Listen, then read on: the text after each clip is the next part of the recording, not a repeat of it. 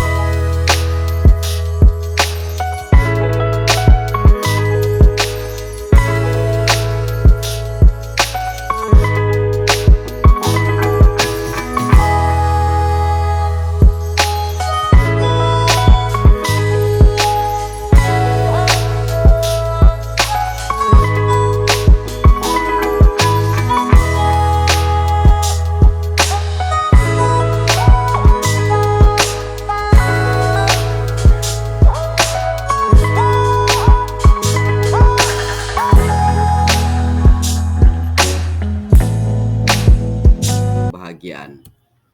Pada modul 1, mengenali dan memahami diri sebagai pendidik. Di sini yang akan kita paparkan yang pertama adalah mengenali diri dan perannya sebagai pendidik.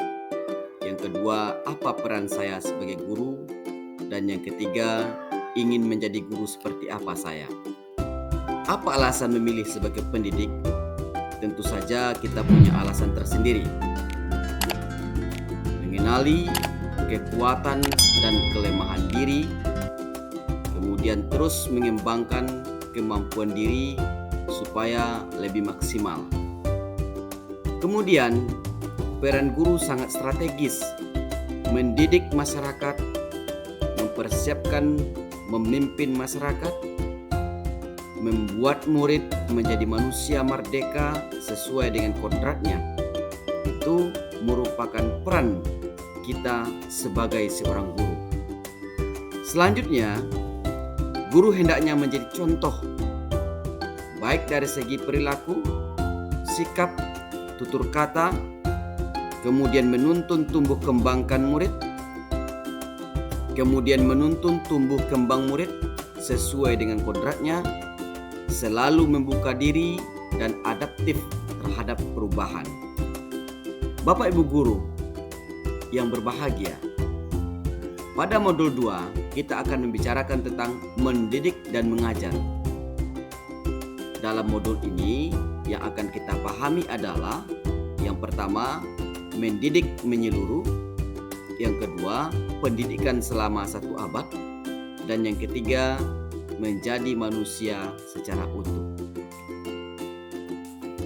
Pendidik diibaratkan sebagai seorang petani yang mengolah, kemudian menuntun, menjaga apa yang sedang dikelolanya.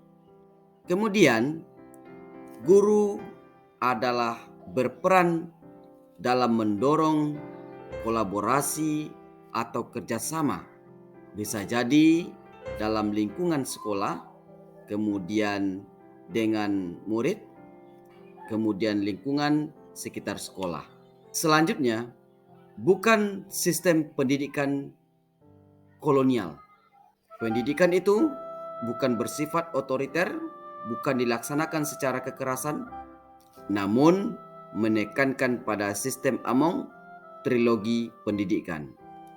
Mendidik dan mengajar itu bukan hanya menekankan pada ranah kognitif, tapi juga humanis, seluruh aspek, dan menekankan pada menggerakkan kodrat lahir batin murid dan kemerdekaan belajar murid.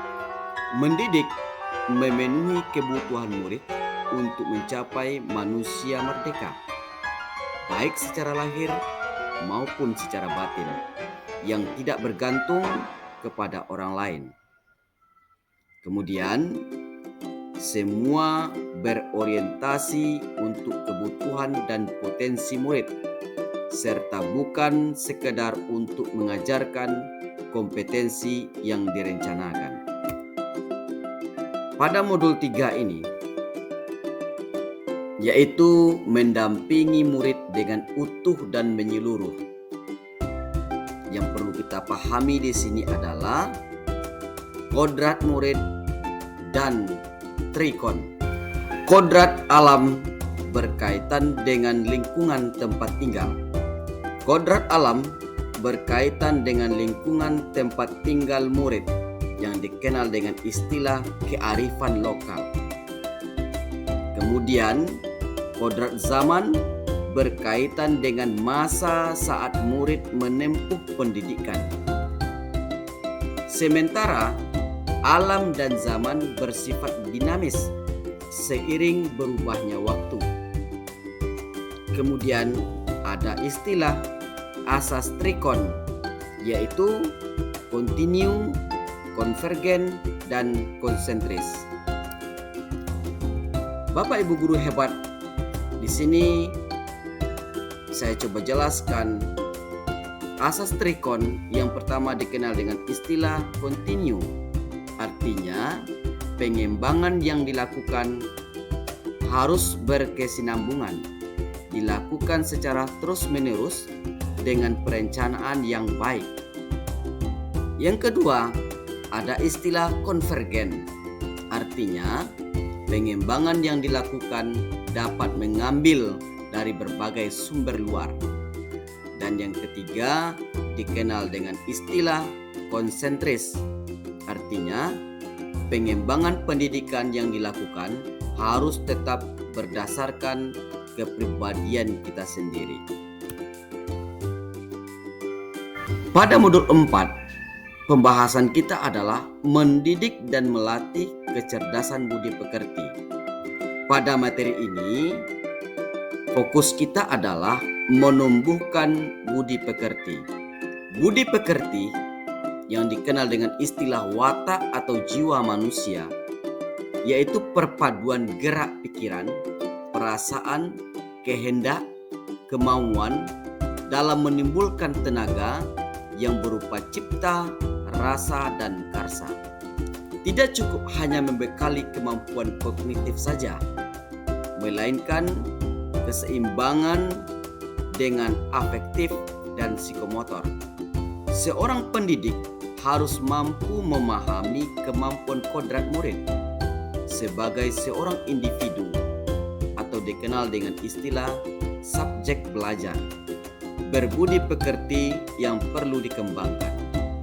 Kemudian ada istilah teori konvergensi, teori tabula rasa, dan teori negatif.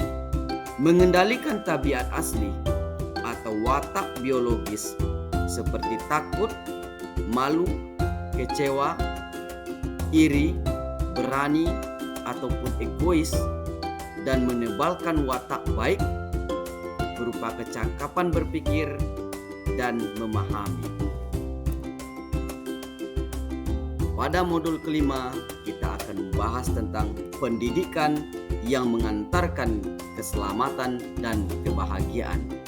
Fokus kita pada materi modul 5 ini adalah yang pertama, mengantarkan murid selamat dan bahagia. Yang kedua, menciptakan lingkungan pembelajaran terbaik bagi murid. Mendidik sesuai dengan kebutuhan, potensi, dan gaya belajar murid. Perspektif pendidik tidak mesti selalu sama dengan perspektif murid. Pendidik menciptakan pembelajaran bermakna, memberikan materi bermanfaat, menggunakan beragam alat pengukuran. Fungsi pendidikan mempersiapkan siap hidup dan mengisi zaman dengan selamat dan bahagia. Kemudian ada istilah AMONG atau trilogi pendidikan. Kemudian menjadikan pembelajar sesuai abad 21, yaitu memecahkan masalah kognitif, sosial, dan emosional. Selanjutnya, membimbing murid untuk menemukan kesadaran bahwa gotong royong, kerjasama sangat penting dan sangat bermanfaat dengan tujuan memperbaiki budaya bangsa Indonesia. Selanjutnya, kerjasama dan kolaborasi baik antara keluarga, sekolah, dan masyarakat sangat diperlukan guna menunjang dan mewujudkan lingkungan pembelajaran yang optimal bagi murid.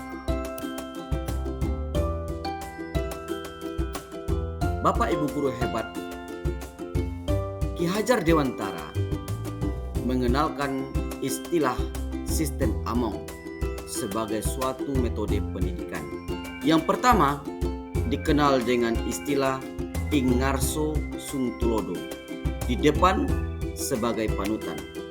Artinya adalah guru memahami secara utuh tentang apa yang ia dapat, ia bantu kepada murid, menjadi teladan dalam budi pekerti dan tingkah laku.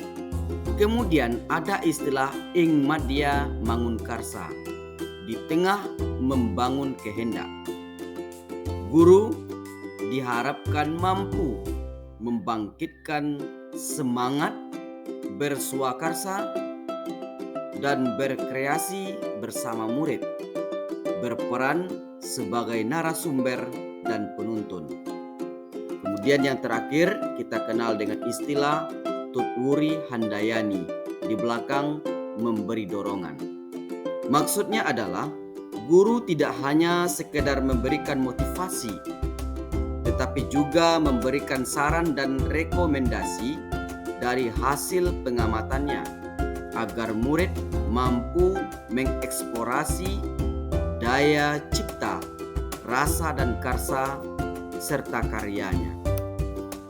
Dari paparan yang sudah jelaskan tadi, maka ada semacam proses refleksi dalam menyebarkan pemahaman Merdeka Belajar ini. Yang pertama, mengetahui dan memahami bagaimana seharusnya menjadi seorang guru, memandang murid dan memperlakukannya. Yang kedua, memahami bahwa saya perlu perbaikan dalam melaksanakan praktek pembelajaran. Yang ketiga, perlu adanya motivasi untuk berubah ke arah yang lebih baik untuk menjadi pendidik sesuai dengan filosofi yang dikemukakan oleh Ki Hajar Dewantara. Yang keempat, dapat berbagi praktek yang baik dan bermanfaat. Yang kelima, berupaya meningkatkan pemahaman karena dapat merefleksi kegiatan praktek mengajar selama ini bersama dengan guru-guru.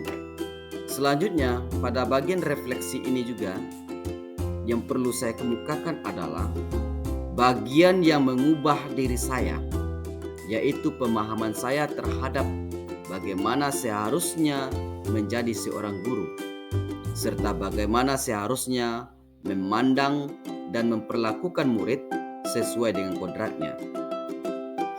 Yang kedua, sebagai pendidik, yang akan saya lakukan adalah berupaya untuk melaksanakan praktek pembelajaran yang berorientasi sesuai dengan kebutuhan dan gaya belajar murid, sesuai dengan kodratnya, serta terus memperbaiki diri untuk perbaikan sebagai seorang pendidik.